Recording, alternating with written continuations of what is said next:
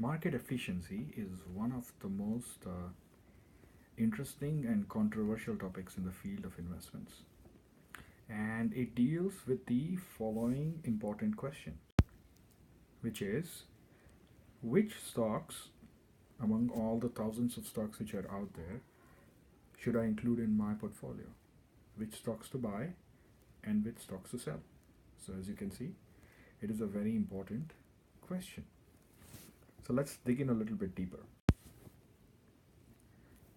The question that I posed relates to another question, which is can you beat the stock market? And by beating the stock market, what I have in mind is whether you have the ability to generate abnormal returns or above normal returns. And in this regard, there are two extreme schools of thought.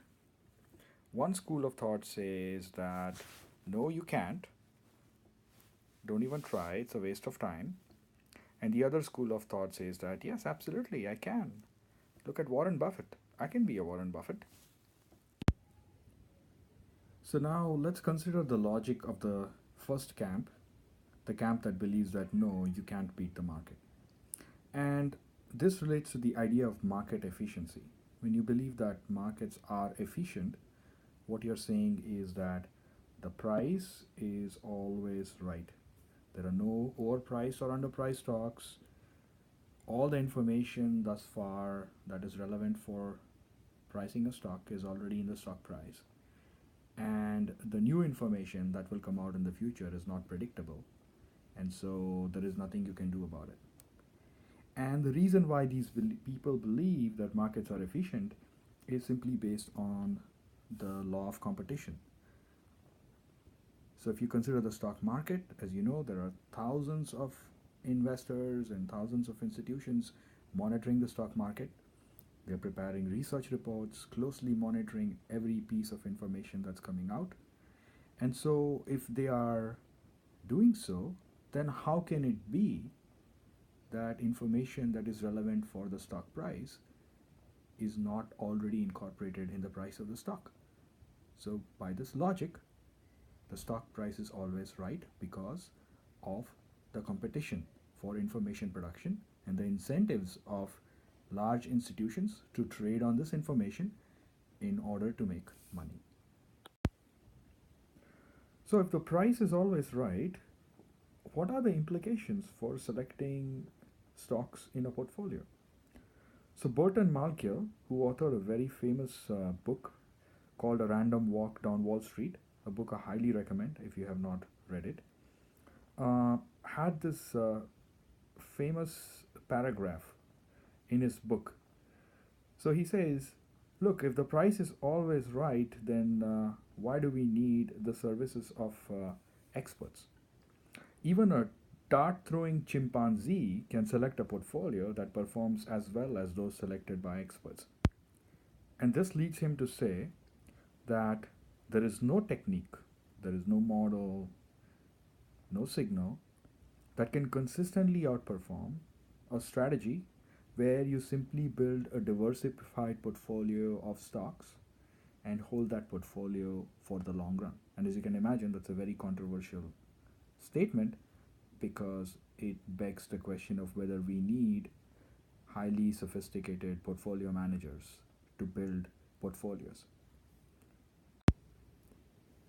Here are a couple of important points when it comes to market efficiency. If the price is right, it does not mean that investors cannot earn a positive return in the stock market.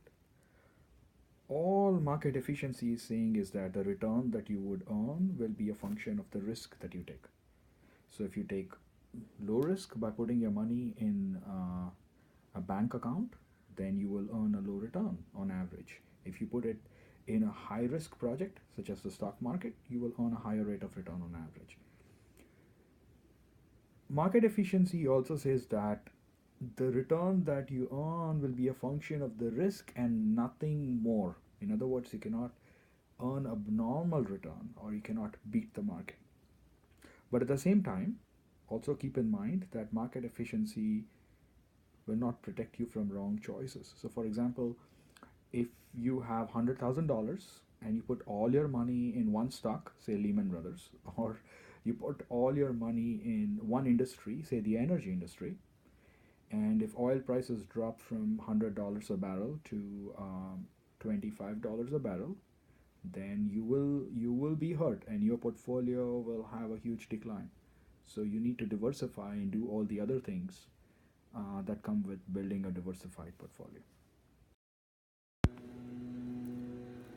I have posed a few questions here for classroom discussion. So first, if price is always right, then is there any value to information production? Consider the fact that there are thousands of money managers, mutual fund managers, hedge fund managers, private equity fund managers, etc., who are investing a lot of time and resources in investigating companies and learning about industries. So, why are they doing that? Two, do we expect that all kinds of stocks or all kinds of markets will be equally efficient? Three, can stock prices ever deviate from equilibrium in a scenario where markets are efficient? And four, let's consider a good company. Uh, Company with a wonderful set of products, great cash flows, highly profitable, excellent management team, a darling of the financial markets. If you buy a stock of such a company, can even such a company not give you abnormal returns? How can that be? So these are the questions that I want you to think about. So, for the purposes of our classroom discussion, this will be our definition of market efficiency. First, we would say a market is efficient if there is no model or a signal that can generate profits after accounting for the costs of implementing the strategy in excess of what you should earn given the risk of that strategy. That's our first definition. The second definition is that no single investor has much chance beyond luck of consistently performing better than other market participants. And the reason we have the word luck in here is because when you have a large number of participants or players in a market, then there would indeed be some who would be very lucky, and there would be some who would be very unlucky, and that's just by chance. So, what we are interested in is saying whether the performance can be assessed after accounting for this sort of random luck, which is part of any data generating process. So, to estimate whether a particular stock is a good buy, we need to come up with an expectation of the return that we think we will make if we buy the stock and compare that return with the return that we should earn given the risk of the stock. So, this leads to the question, how do you measure risk? And here we have some answers from our previous discussions. So, for example, beta is a measure of risk. And how does risk map to return? And to answer that, we rely on a model such as the capital asset pricing model. So here's an example of how the model will work. If you identify a stock where you think you will make a return of 10%, but you use a CAPM framework, and the CAPM framework says that the stock should give you a return of 10%, then this is not a very interesting opportunity because you're not making any abnormal returns.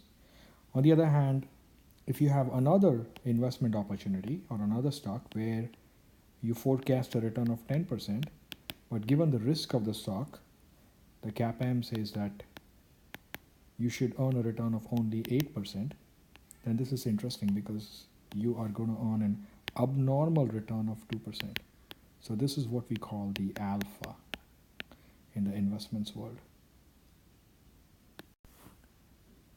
So if you see alpha, it could be for two reasons. It could be because the market is inefficient, the stock is mispriced, and you have the ability to identify this mispricing.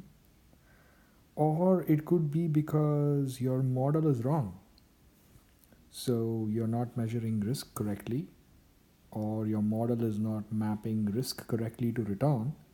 And so whatever number you use as coming from an asset pricing model is incorrect. If that's the case, then you'll observe an alpha. It could be positive or it could be negative. As a quick reminder, the capital asset pricing model has the following functional form.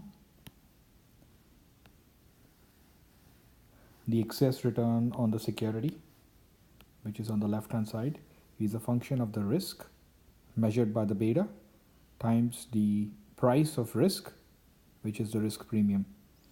So anything more that you observe is the alpha. We will be using the CAPM as the benchmark model for a number of discussions in this course. So to summarize our discussion, if markets are efficient and if our model is correct, then we should observe no alpha. So alpha should be equal to 0. Now suppose that I come up with a strategy. Let's say I believe that accounting information, which helps me measure the quality of earnings reported by firms, which helps me identify firms that are overstating their earnings, reporting numbers that are higher than the reality based on their economic situation.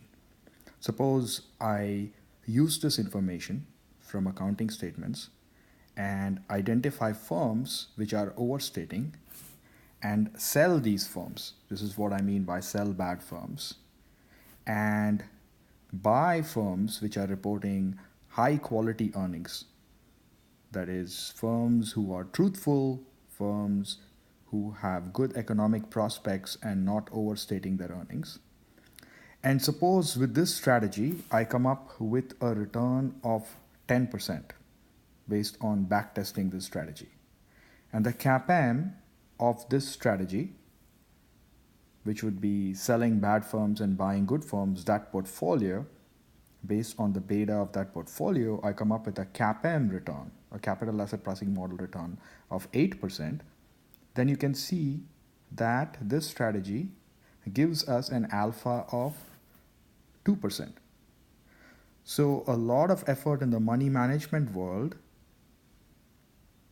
is towards identifying this kind of a strategy signal or a combination of signals to build a strategy where you buy certain firms and sell certain firms such that you can generate an alpha. Now, going back to the most important slide in our discussion, when you see an alpha of 2%, it could be for two reasons. It could be because you really have something here. You really have a strategy that allows you to identify mispriced securities. Alternatively, it could just be that you've not measured the risk of the strategy correctly, or that the CAPM model is not great, and therefore the 8% that you have calculated here as the expected return based on the risk of the strategy is too low, which again gives you an alpha of 2%. So you can never be sure whether the alpha of 2% is really representing an abnormal return or whether it's representing a model such as the CAPM, which is not working well. So a lot of effort goes towards two things in the money management literature. It goes towards identifying strategies that can generate abnormal return, and a lot of effort goes towards asking whether there are dimensions of risk which are not being correctly captured, and if there's a way for us to identify these dimensions of risk and build a better asset pricing model. So in our classroom discussion, I'm going to talk about a number of these signals that can generate abnormal returns, as well as better asset pricing models, more sophisticated asset pricing models that will give us more comfort that we are measuring risk correctly.